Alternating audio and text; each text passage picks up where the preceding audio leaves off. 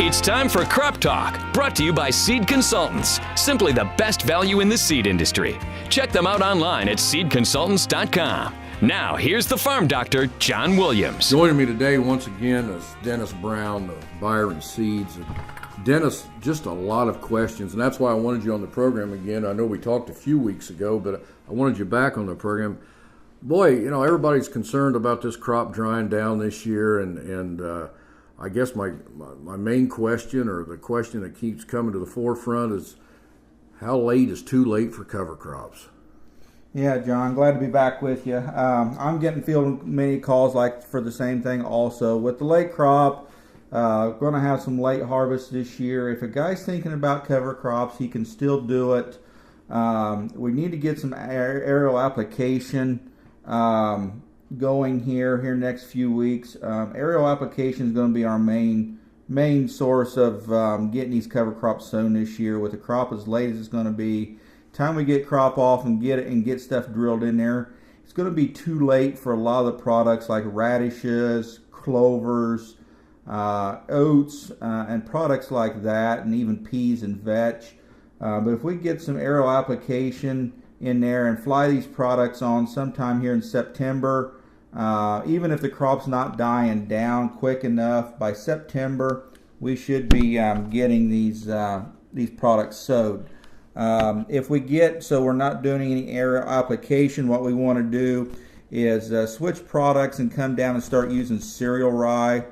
Anytime from about the middle of October on, cereal rye is going to be our best bet if we want to direct seed. In this area, we can take cereal rye on up to about Thanksgiving and still be okay. Well, a lot of the other crops are not going to have enough growth on them to last through the winter. How far are we away, Dennis? If you travel around walking some fields here, I mean, stuff's still pretty green. We actually need some heat, don't we? We need a lot of heat. Moisture, we're not doing too bad on moisture, but we sure just need a lot of heat. If you look at some of this corn that was planted back April, first part of May, a lot of this corn is really not even dented yet. Here we are, the second week of August, you might as well say, and a lot of this corn's not even dented yet. Beans are just now starting to flower, and some of them are set in pods. Some of the earlier beans are set in pods, but a lot of these beans are finishing up flowering, early podding. Corn, I'd say the majority of the corn is not even dented yet. So if you take that, I'm going to say we're at least another month, 6 weeks away from actually seeing any turn into crops. Yields, I mean, we're really looking like we're going to have a great yield this year, unlike last year. Yeah, like I said last time we was together, the I-70 corridor here is a garden spot through Indiana, Ohio, and part of Illinois, eastern part of Illinois. Things just look tremendously well. The cornfields I've walked, pollination it has not been a problem this year. Looks like this corn's going to fill right on out. So pollination was very good. Plant health looks good. There's been a lot of fungicide flown on the last couple weeks, and if you flew on fungicide, this should sure be the year that I think it would pay with these cool, misty mornings that we've had, heavy dews. But all in all, the beans look good. I'm not seeing any aborted pods whatsoever for this time of year. Just overall, things look really well. Any shortage of any of the cover crop seeds, you know, we always talk about that, and it seems like every year one of the seeds or something gets short.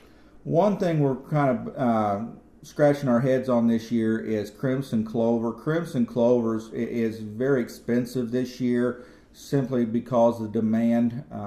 Supply is going to be short. We knew that going into the season, so within that, everybody started jacking pricing up. For the guys that are thinking about using crimson clover, and we're going to get on a little late, I might switch to mammoth red clover. Mammoth red has a little more cold tolerance, winter tolerance than what crimson does. So if we get to the point where crimson is getting a little ridiculous on price or supply is getting down, we're probably going to switch over and use some mammoth red clover. I think we can have just as good results in this area with the mammoth versus crimson.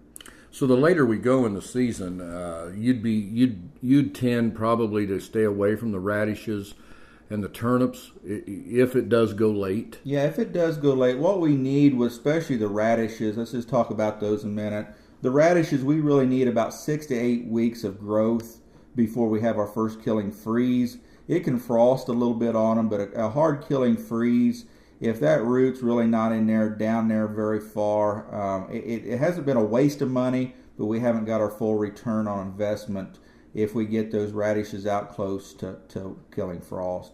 Turnips, there's different varieties of turnips out there. The purple tops are probably the earliest and least winter hardy, all the way up to some hybrids that are with some kale crosses that are very winter hardy. So the turnips is depending on what we're going to use and how we're going to use them, mainly on the forage side, but definitely the radishes and some of the purple top turnips, we need to get sowed 6 to 8 weeks before killing freeze.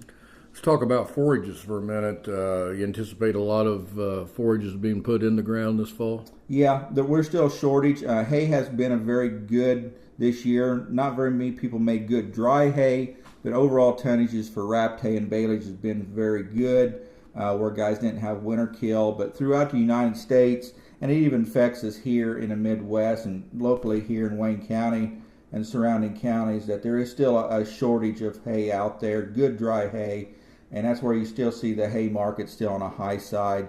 But yeah, guys are still struggling to have enough forage to get them through. We're going to run into a problem with getting some wheat in the ground. Are you looking at that? Again, I guess it depends on when everything's going to dry down, but Yeah. do you think that is a possibility? I think it's a very high possibility that we could run into some problems. I mean, I know we've stuck wheat in the ground clear up into November. Surely, just like late planting corn or late planting soybeans, the later we get that wheat in the ground, the more chances we have of winter kill and least having some yield drag in the following spring. It's all going to depend on how many heat units we get here in the next 60 to 80 days to see what this crop can do. If the crop pretty much is made and just needs to dry down, a few weeks of good hot weather will bring it along fast. So we're just sitting here just kind of waiting game for the next few weeks. Do you think we've had enough moisture to make this crop? I believe so. I think some of the corn's pretty much made. Like I say, it hasn't dented yet, but way it's going, we can still use a shower here and there on the corn, but the pollination's done. We need a little bit more moisture, but if you dig down our 4, 5, 6 inches, I think we got enough moisture to make a corn crop. Bean crop, we can still always add pods to the top of the bean plant on some August, September rains. Well, they've sure been beaten up on pricing in the last month or so, and any predictions there as we go through the winter month or go through harvest even? I think we're going to see commodity prices drop when this grain report comes out. They're speculated to say everything's good to very good, and whenever they come out and say that, prices are going to start dropping, especially on the corn side. The bean market has got me a little puzzled. The demand for bean meal is so extremely high, and bean meal is high right now, and that's driving the price on beans. I think beans are going to stay pretty firm through fall, but corn price, if you look forward into forward futures, December corn's below $5. Beans are still up there around 15. So I think we're going to see some prices drop. That's kind of bad for the grain farmer, but for the livestock guy that's having to buy some feed, maybe that's a little bit of relief for him. Dennis, anything else as we go into harvest here? Anything on behalf of Byron Seeds? Any new technology on cover crops maybe? Really no new technology. It's always fun to be experimenting with different mixes, and that's something we do at the research farm there at the main office is research on different mixes, what's working, what's not working. It's just been exciting working with cover crops and different mixes and see what we come up with and see different how the crop reacts differently as behind these cover crops. It keeps it pretty exciting. I know in this area, in a lot of marginal grounds like this, it sure does make a difference. I've become a big believer in it. Very well adapted to this area, I should say, I guess. Some of these rolling hills in northern Wayne County, southern Randolph County, and over into Henry County, some of this poorer ground where we've really dropped organic matter, guys have seen a big yield difference in this past couple of years of playing with cover crops. With the drought last year, the guys that had cover crops, the crop got started a little rough, but by the end of the year, when everything was said and done, net, they felt like the yields were slightly better where they had cover crops versus where they didn't. Just simply because we had a mat there, kind of some mulch to hold some moisture. and some other things, and the crops weren't compacted in as tight as some of the non-cover crop fields. So as we go through this, it's hard to see a lot of this on paper and put this in black and white, but the guys that have dabbled in cover crops here in the last couple of years right here at home, they are definitely seeing a difference in their crops. The popularity sure has caught on. Yeah, popularity, some of the universities have jumped on board. Everybody's talking cover crops, and it sure makes an exciting. How far do you see the cover crops going west? I mean, do you actually see it in some of the better dirts in Iowa and Illinois as well as here with the marginal soils? Not so much in the better soils, because guys really haven't seen the yield drops as much as we have in the marginal soils. The better soils are still not quite as affected as much with the extreme weathers. But you get further, you get outside the Corn Belt, you get north and west of the Corn Belt up in the Plain States.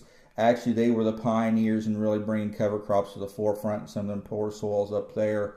So if you get outside the Corn Belt a little bit, cover crops have really been popular for several years. I didn't get a chance to ask you earlier, Dennis, as you travel around, have you seen any disease?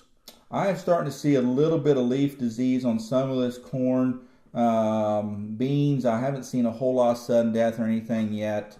Right now, things are just pretty healthy, I would say. So you're thinking as I am. I think we're going to have. I think the crop's going to be where everybody wants it to be when time they get in the field. I think we're going to have a good harvest. The only thing that scares me is if we have an early freeze or an early frost sometime here in September. That's really going to hurt the corn. And really hurt the beans, or if we turn around and stay wet this fall, we still got a long time for the combines rolling. A lot can happen, but at this point, I'm very, very pleased with the way the crops turned out this year. Certainly different than last year. Certainly different. One extreme to the other. Thanks, Dennis, and we'll be talking to you down the road. Sure. Thanks, John. Worried about making money? Stop worrying. Plant Seed Consultants. Did you know Seed Consultants is the only Eastern Corn Belt-based seed company with 4 national and 18 state winners in the NCGA Yield Contest since 2008? Seed Consultants corn and soybean varieties were developed, tested, and bred to yield specifically for the Eastern Corn Belt's unique soil types and growing conditions. Seed Consultants, simply the best value in the seed industry. Want more value? Plant Seed Consultants. Check them out at seedconsultants.com. That wraps it up for this week on Crop Talk. Join me again next time, and until then, guys, let's keep it safe out there. Thanks for listening to Crop Talk with the Farm Doctor, Jon Williams.